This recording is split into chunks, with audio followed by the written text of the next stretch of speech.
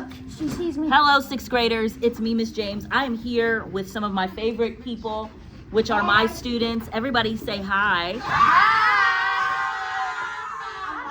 Oh my, what a hi that was. Okay, so we are going to read in Matilda. The last thing that we read was that Miss Trunchbull was coming to teach their class. Now, our principal, Miss Coward Burns, is not like Miss Trunchbull. Are you sure about that? I'm positive, but thank goodness she is not like that. She doesn't take people by their hair and swing them around and throw them over the fence. You are like Miss Honey. She said, but you are like Miss Honey. Can I say something? In a second, but imagine if Miss Coward Burns said, hey, I'm going to teach your class for today. It would be like that, except for Miss Coward Burns isn't psycho. So we have Miss Trunchbull who's going to be coming to teach Miss Honey's class. What did you want to say, Donald? I just want to say to everybody that's watching, if you don't know my name, it's Donald. Because I think everybody knows. It's a joke, guys. There's nobody who doesn't know you, Donald. It's a joke, High everybody. five. All right, here we go. Hi, Snyder. On your page, 141. it is what page? 141. 141. 141. You Or read Lavender already, 141. left? Now get there and let's read together. All right, the If you don't get weekly there, Michelle's test. gonna get mad at you. The weekly test. All right, at 2 o'clock sharp, the class assembled, including Miss Honey, who noted that the jug of water and the glass were in the proper place. Who put the water and everything there?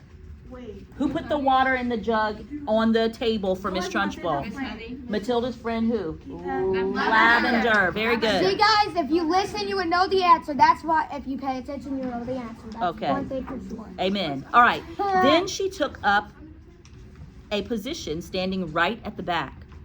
Everyone waited. Suddenly, in marched the gigantic figure of the headmistress in her belted smock and green breeches. Need a chair? You okay? Okay. Good afternoon, children, she barked. Good afternoon, Miss Trunchbull, they chirped. The headmistress stood before the class, legs apart, hands on hips, glaring at the small boys and girls who sat nervously at their desks in front of her. Not a very pretty sight, she said. Her expression was one of utter distaste, as though she were looking at something a dog had done in the middle of the floor. I think my What a bunch of nauseating little warts you are. I think my face describes what she's doing exactly. Okay. She said they were nauseating little warts. That means that if I look at you, I want to throw up and you look like a wart, which warts are very disgusting and ugly. It makes me vomit, she went on, to think that I'm going to have to put up with a load of garbage like you in my school for the next 6 years. I can see Garbage. that I'm going to have to expel as many of you as possible, as soon as possible, to save myself from going round the bend. You know what? She needs to be fired. She needs to be fired and taught exactly what she did to that boy that made him eat that whole big chocolate cake. That you may never lie. She paused and snorted several times. It was a curious noise. A book? Yep, back there. It was a curious noise. You can hear the same sort of thing if you walked through a riding stable when horses are being fed. I suppose, she went on, your mothers and fathers tell you you're wonderful. Well, I'm here to tell you the opposite. And you'd better believe me. Stand up, everybody. They all got quickly to their feet. Now put your hands out in front of you. You know what I would tell And her? as I walk past, I want you to turn them over so I can see if they are clean on both sides. The Trunchbull began a slow march along the rows of desks, inspecting the hands. All went well until she came to a small boy in the second row. What's your name? She barked. Devion, said the boy. Oh, wait, no, I'm sorry. We got a Devion. We got a Devion in the classroom. That's why everyone's laughing. I'm so Anyone sorry. for the future. Wrong name. Wrong name. I should always. They gotta pay me for copyright. Hi, Devion. Hi, TV. Hi, Okay, small sorry, I boy. read the wrong thing. It said, what's your name? She barked. Nigel, the boy said. Nigel what? Nigel Hicks, the boy said. Nigel Hicks what? The Trunchbull bellowed. She bellowed so loudly she nearly blew the little chap out of the window. He's on Walmart. That's it, Nigel said. Unless you want my middle names as well. Oh, no. He was a brave little fella, and one could see that he was trying not to be scared by the Gorgon who towered above him.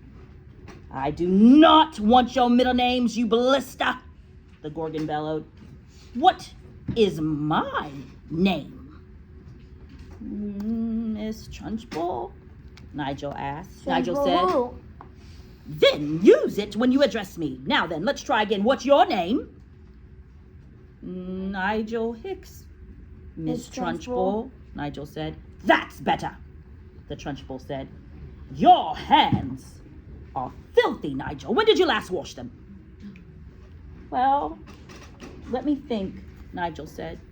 That's rather difficult to remember exactly. It could have been yesterday, or it could have been the day before. The Trunchbull's whole body and face seemed to swell up as though she were being inflated by a bicycle pump. I knew it, she bellowed. I knew as soon as I saw you that you were nothing but a piece of filth. What is your father's job, a sewage worker? He's a doctor, Nigel said. Aww. And a jolly good one. He says we're all so covered with bugs anyway that a bit of extra dirt never hurts anyone. I'm glad he's not my doctor, the Trunchbull said. And why, might I ask, is there a baked bean on the front of your shirt? We had them for lunch, Miss Trunchbull. And you never cleaned it off.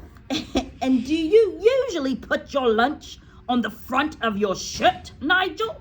Is that what this famous doctor father of yours has taught you to do? Baked beans are hard to eat, Miss Trunchbull. They keep falling off my fork. You are disgusting, the Trunchbull bellowed. You are a walking germ factory. I don't wish to see any more of you today. Go stand in the corner with on one leg with your face to the wall. I thought you were about But, Miss Trunchbull, don't argue with me, boy, or I'll make you stand on your head. Now, do as you're told, Miss Cliftons. Nigel went. Now stay where you are, boy, while I test you on your spelling to see if you've learnt anything at all this past week. And don't turn round when you talk to me. Keep your nasty little face to the wall. Now then, spell right.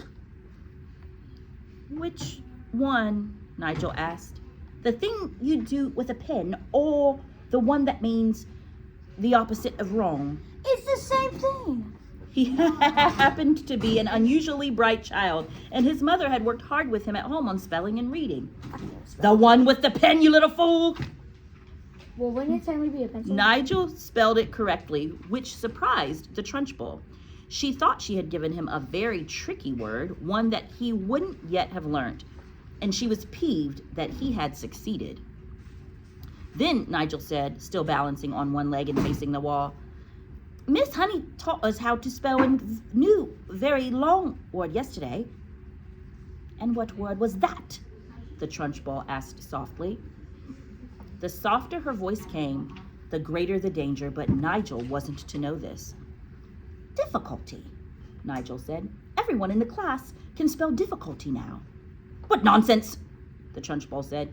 You are not supposed to learn long words like that until you're at least 8 or 9, and don't try to tell me everybody in the class can spell that word. You are lying to me, Nigel. Test someone, Nigel said, taking an awful chance. Test anyone you like. The Trunchbull's dangerous, glittering eyes roved around the classroom. You, she said, pointing at a tiny and rather daft little girl called Prudence. Spelled difficulty.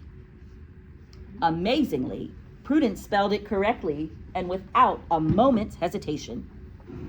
The Trunchbull was properly taken aback. Huh, she snorted. And I suppose Miss Honey wasted the whole of one lesson teaching you how to spell that one single word. Oh, no, she didn't, piped Nigel. Miss Honey taught it to us in 3 minutes, so we'll never forget. She teaches us lots of words in 3 minutes. Miss And what James, exactly is this magic method, Miss Honey? Asked the you headmistress. need to be like that teacher. Miss Honey, or be like Miss Honey. Trunchbull? Miss Oh, Honey. Yeah, what do you think, Miss James? You think you can do it? I think I can. I can work on it. Cool. Okay. I'll show you, piped up the brave Nigel again, coming to Miss Honey's rescue. Can I put my other foot down to turn around, please, while I show you? You may do neither, snapped the Trunchbull. Stay as you are and show me just the same. All right, said Nigel, wobbling crazily on his one leg. Miss Honey gives us a little song about each word, and we all sing it together, and we learn to spell it in no time. Would you like to hear the song about difficulty? I should be fascinated, the Trunchbull said in a voice dripping with sarcasm. Here it is, Nigel said. Mrs. D, Mrs. I, Mrs. FFI, Mrs. C, Mrs. U, Mrs. LTY. That spells difficulty.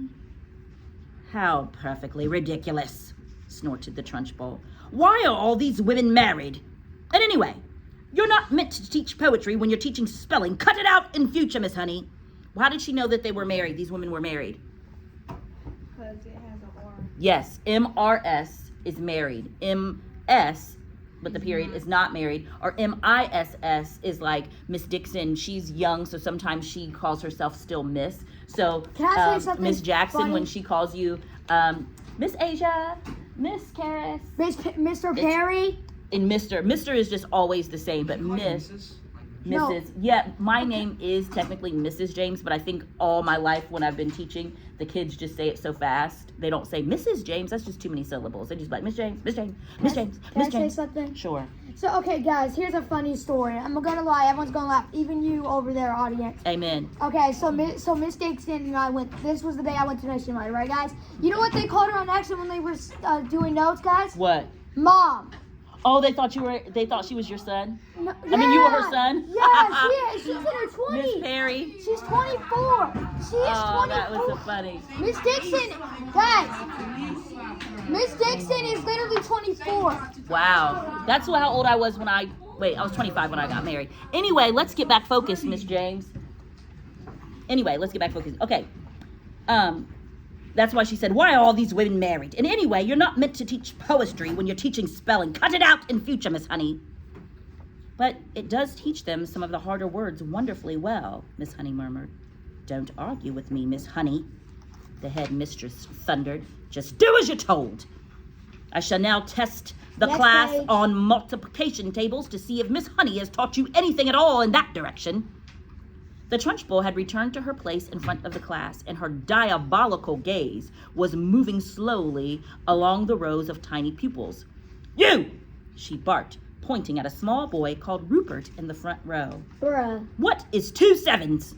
16, Rupert answered with foolish abandon. Is 2 7s, meaning 7 times 2, is that 16? No. 14.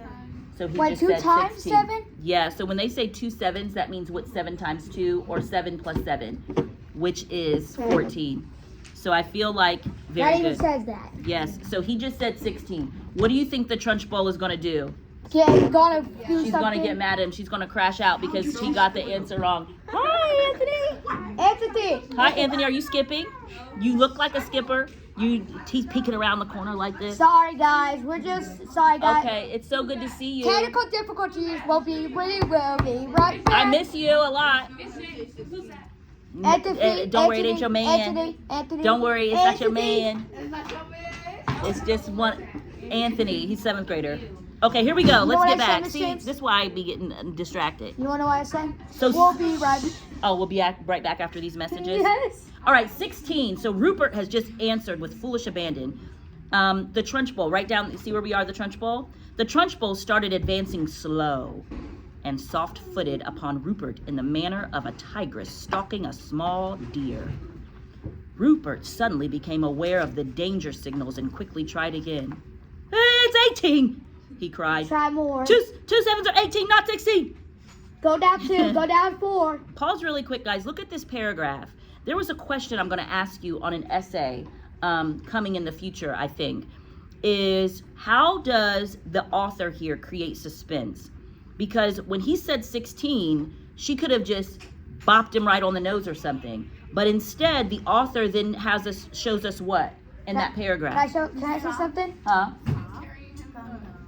Give him Ozzy's head. She's walking toward him. So suspense is what's going to happen next. It makes you pay close attention. Miss James? So when it's asking you, how did the author create suspense, you have to think about, Trunchbull started advancing slow and then said that she was like a tiger. So when you think of a tiger, a tigress, stalking a small deer, and then Rupert suddenly became aware and he got scared. So all those things create suspense. "You ignorant little slug," the Trunchbull bellowed. "You witless weed. You empty-headed hamster. You stupid glob of glue." Oh, last year, you know what we did? What? We took a poster up there and we wrote all of the best insults that Miss Trunchbull used, and that we could use them against other people, like in the real world one day. Like, can you imagine calling someone an empty-headed hamster? Isn't that a great roast? Or Hey guys, witless weed. whoever gets this recorded, how about you say with Miss James during your period?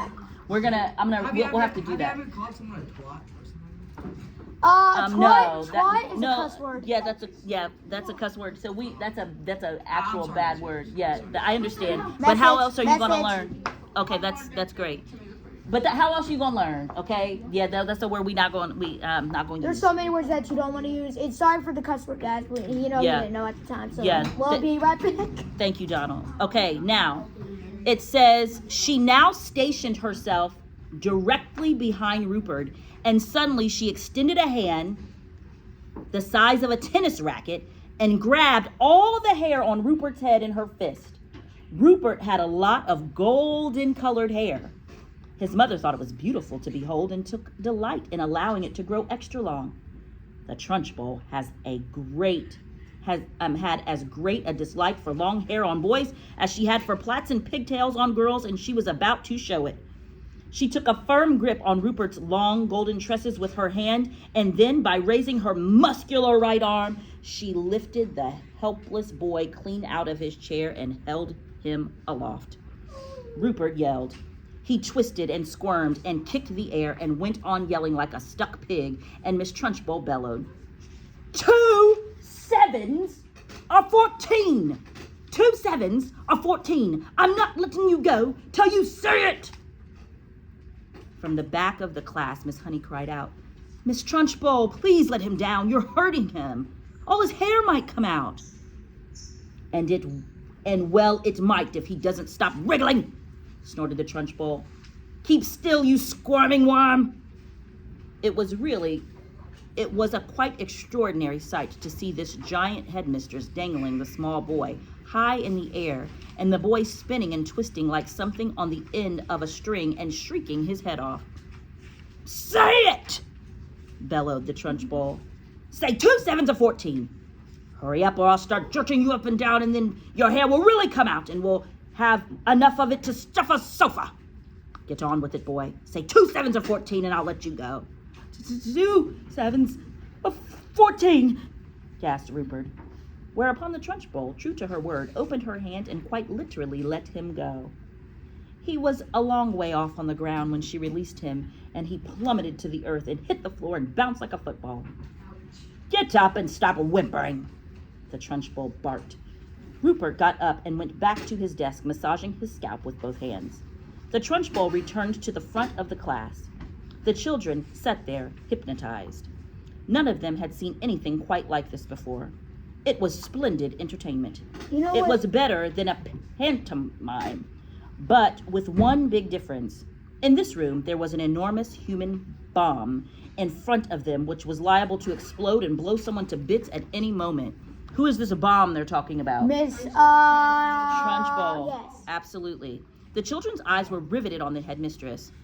"I don't like small people," she was saying. "Small people should never be seen by anybody. They should be kept out of sight in boxes, like hairpins and buttons. Well, then how about you homeschool then? I cannot, for the life of me, see why children have to take so long to grow up. I think they do it on purpose.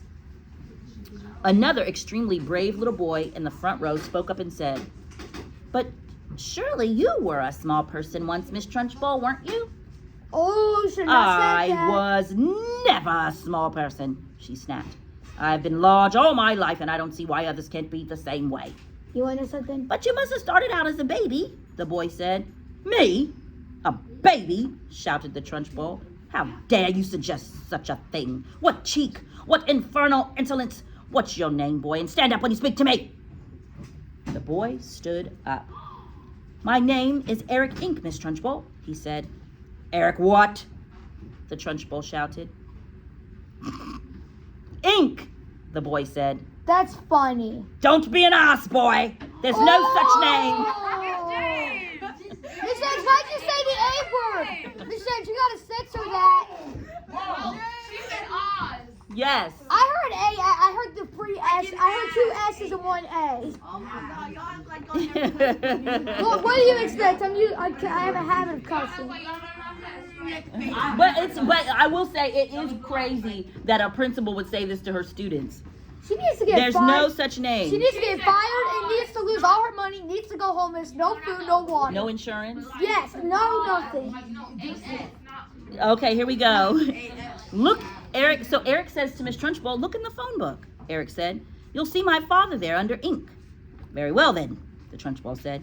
"You may be ink, young man, but let me tell you something. You're not indelible. I'll very soon rub you out if you try getting clever with me. Spell what?"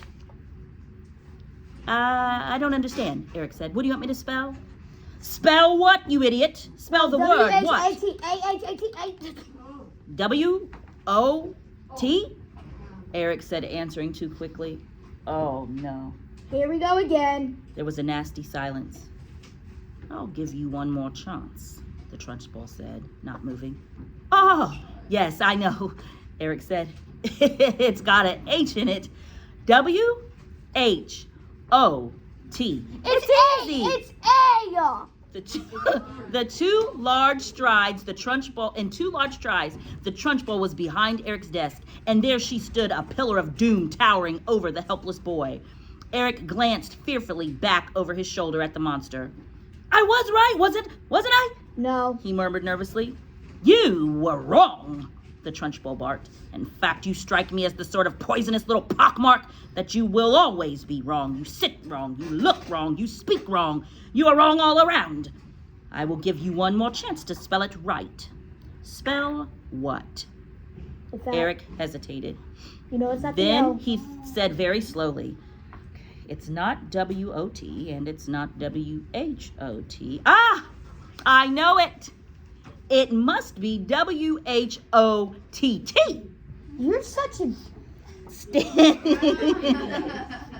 Standing behind Eric, the Trunchbull reached out and took a hold of the boy's two ears, one with each hand, pinching them between forefinger and thumb. "Ow!" Eric cried. "Ow! You're hurting me!" "I haven't started yet," the Trunchbull said briskly.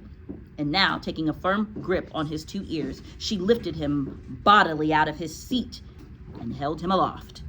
Like Rupert before him, Eric squealed the house down.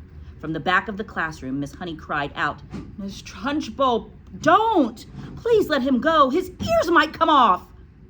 "They'll never come off," the Trunchbull shouted back. "I have discovered through long experience, Miss Honey, that the ears of small boys are stuck very firmly to their heads." I mean, yeah. "Let him go, Miss Trunchbull, please," begged Miss Honey. "You could damage him. You really could. You could wrench them right off." "Ears never come off," the Trunchbull shouted. "They stretch most marvelously, and like these are doing now, but I can assure you they never come off." Eric was squealing louder than ever and pedaling the air with his legs. Matilda had never seen a boy, or anyone else for that matter, held aloft by his ears alone. Like Miss Honey, she felt sure both ears were going to come off at any moment with all the weight that was on them. The Trunchbull was shouting, "The word what is spelled W-H-A-T. Now spell it, you little wart." Eric didn't hesitate. He had learned from watching Rupert a few minutes before that the quicker you answered, the quicker you were released. W-H-A-T, he squealed. Spells what?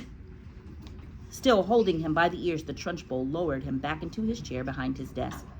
Then she marched back to the front of the class, dusting off her hands one against the other like someone who has been handling something rather grimy. That's the way to make them learn, Miss Honey said. You take it from me. It's no good just telling them. That's the way to make them learn, Miss Honey, she said. You take it from me. It's no good just telling them. Gotta hammer it into them. There's nothing like a little twisting and twiddling to encourage them to remember things. It concentrates their minds wonderfully. You could do them permanent damage, Miss Trunchbull, Miss Honey cried out. Oh, I have. I'm quite sure I have, the Trunchbull answered, grinning. Eric's ears will have stretched quite considerably in the last couple of minutes. They'll be much longer now than they were before. There's nothing wrong with that, Miss Honey. It'll give him an interesting pixie look for the rest of his life. But Miss Trunchbull... He might have to get surgery for that. Oh, do shut up, Miss Honey. You're as wet as any of them. If you can't cope in here, then you can go and find a job in some cotton wool private school for rich brats. When you have been teaching for as long as I have, you'll realize that it's no good at all being kind to children.